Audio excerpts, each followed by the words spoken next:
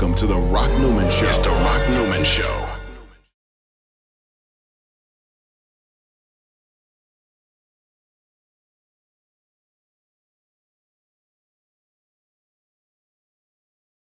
Welcome back, folks. I am Rock Newman. We are broadcasting from Busboys at Poets at 14th and V Street, Northwest Washington, D.C., from the Langston Hughes Room, from the stage of the Langston Hughes Room.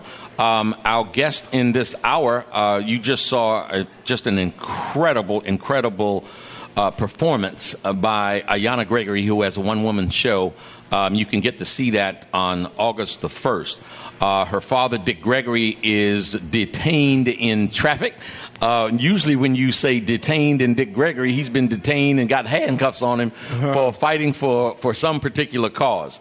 And when you're talking about fighting for causes, the guest that we just pulled out of the restaurant here at Busboys and Poets is Professor Michael Eric Dyson. Professor Michael Eric Dyson, thank you so much for joining us here. Thanks for having me, my man. At the Rock Newman Show. In the last segment, I touched on whether or not young folks today we are celebrating Nelson Mandela's birthday here today, July the 18th. And we were talking about the apartheid struggle. I had the ambassador on earlier, had Nicole Lee, who heads up Trans Africa. And with Ayanna here, who is from a younger generation, she let me know she was in her 40s. I thought she was in her 20s. And I asked the question, you deal with youth as a professor at Georgetown University. Are the youth of today aware that the struggle continues? Well, it's a great question. First of all, it's great to be here, man. I'll be pulled from my dinner any day to hang out with Rock Newman. Plus, that implicit threat of pugilism is always lurking in the background. But there's no question that there's a transition from one generation to another. But there's been a transmission problem, like in our cars. And the transmission doesn't rest with young people themselves. It rests with older people who fail to ignite, inspire, or instill the vision and the value and the virtue of hard work toward social transformation. Because look, a lot of us said we don't want our kids to go through the stuff we went through, and as a result of that, we held back some of the pain, the hardship, the struggle of what it meant for us to become full-fledged citizens of American society and to identify on a global stage with international movements for social justice. So look, that happened, transmission problems. Some of the stuff happened because we got distracted, didn't tell them. They got trinkets and toys and material distractions. And as a result of that, we failed to see that this stuff ain't automatic. When the Supreme Court is acting now, like, hey, well, slow down. What's going on? Oh, you thought that was given from God? Yeah. That was hard work. That was elbow grease. That was marching in the streets. Marching in the streets. That was going to court. That was getting a law degree for not just getting your cheddar, but also creating opportunity for African American and other vulnerable people. So now that we've revisited the source of the strife, what goes on in the courts, what we saw with the Zimmerman decision, where he basically was set free for murdering an unarmed young man, now I think young people get the fact that we got to go at it again. And this is social movement 2.0. You know, I posted on Facebook and said a wise spirit said that the devil delivered the message, but God sent it. Folks are waking up. This Trayvon Martin travesty, I think, is something that opens the eyes of young people that I don't know that we might have figured out a way to do it. As horrific and as sad of a tragedy as it is. You know, and part of what I want to share is I have a dear friend, and she has a 20-year-old daughter and a 15-year-old son. And she was at an event Saturday evening when she heard the results. And she knew that her 15-year-old son, wannabe grown son, was at home. She knew he was safe in the house. But she left the event where she was having a whole bunch of fun after hearing this noise. Didn't just go home. She went home and she made a pallet and put it on the floor in his bedroom and slept with him that night, slept on the floor with him that night. And that is something that from this microphone and from these cameras that I would like the world to understand, and to speak to white folks, to say, you may not have done that, but that's what black mamas felt a need to do that Absolutely. came out of this horrific tragedy. Well, because what you're speaking to is the sense of vulnerability and literally the sense of impotence, the powerlessness we feel in the face of this judgment. What are we to tell our children? Yes. Especially our black male children. If you run, you'll get murdered and shot, of course. Because they'll say you were a fugitive from justice, or you were fleeing the scene of a crime, or you were trying to evade the police, elude the police. If you stay and defend yourself, stand your ground, you will be potentially murdered. So they can't run, they can't stand, as Trayvon Martin's mother said this morning, Sabrina Fulton. They don't know whether to run fast or slow. We don't know what to do because the law is not our ally. The law has not defended us. And an unarmed person, this is not a police person. This is not even a security guard. This is a wannabe cop. This is Barney Fife with an attitude. For the older generation, that refuses to acknowledge the fundamental humanity and dignity of this boy. And as a result of that, you go up to one of our children, you accost them, and then you provoke a fight where perhaps you were getting your behind whipped. Yeah. And then because you getting your behind whipped, you reach behind you. How can a boy see a gun if your gun is behind you? Right. And if he's on top of you, how are you going to reach under your back with a police issued back holster, because you want to be a cop, to extract your gun from its holster and to murder this boy? You know why? Because it doesn't make sense. And so what that mother was saying is that all I can give is existential affirmation, personal investment in this breathing young person that I have helped to create and bring life into the world. And as a result of the vulnerability I feel, I want to hug him and hold him and be near him, because all of us felt that. I've got 2 sons and 2 grandchildren, boys. Yes. And my son texts me and say, what do I tell my children? Yeah. And so many white brothers and sisters don't understand what that means. They say, oh, no, it wasn't about race. You don't know if he had racial intent. You don't have to have racist intent to have racial consequence. Yes. Right? Number one, that means you ain't got to go around saying, I'm going to kill a Negro today, I'm going to beat somebody up.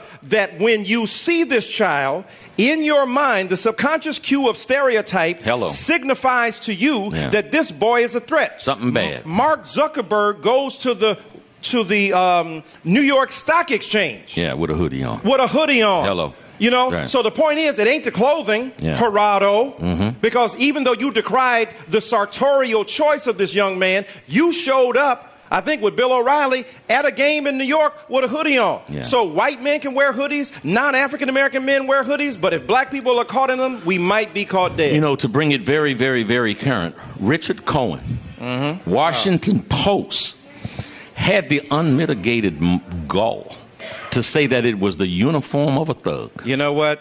That is one of now. I don't go around using racism very lightly, because that's a heavy charge, and you should be very careful. I agree.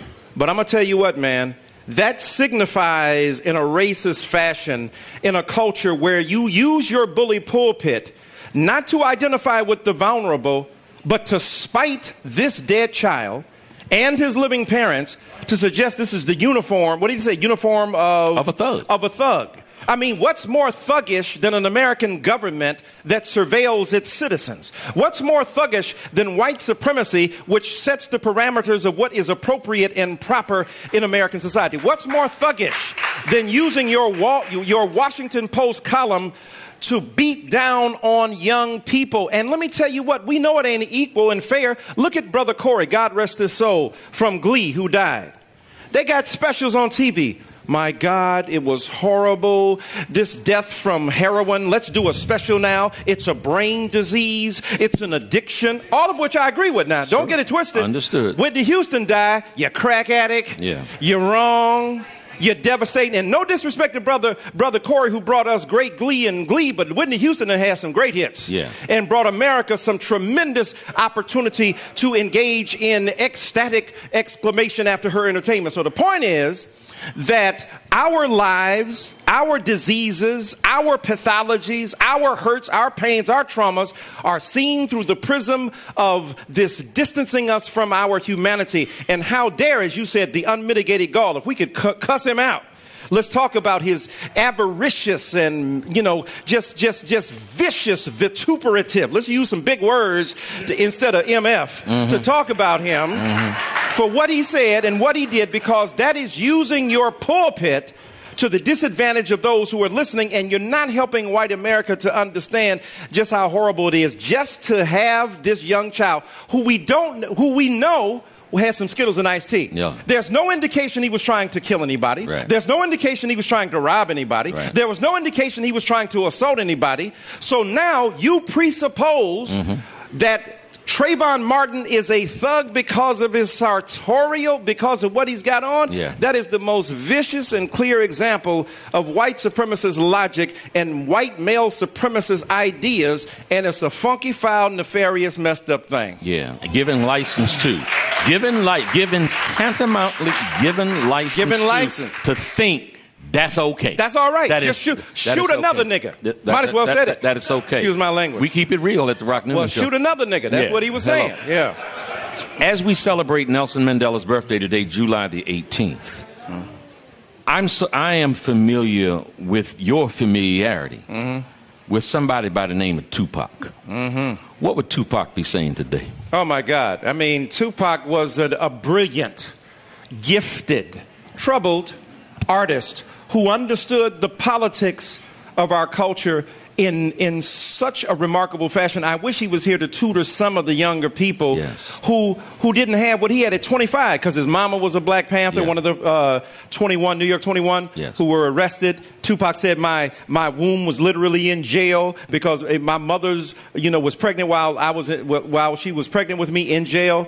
Tupac said, somebody wake me, I'm dreaming. I started as a seed, the semen, swimming upstream, planted in the womb while screaming. On the top was my pops, my mama hollering, stop from a single drop. This is what they got? Hello. So he talked about the domestic side, but look what he said about the politics. Just the other day, I got lynched by some crooked cops, and to this day, them same cops on the beat getting major pay. But when I get my check, they taking tax out, so we paying the cops to knock the blacks out.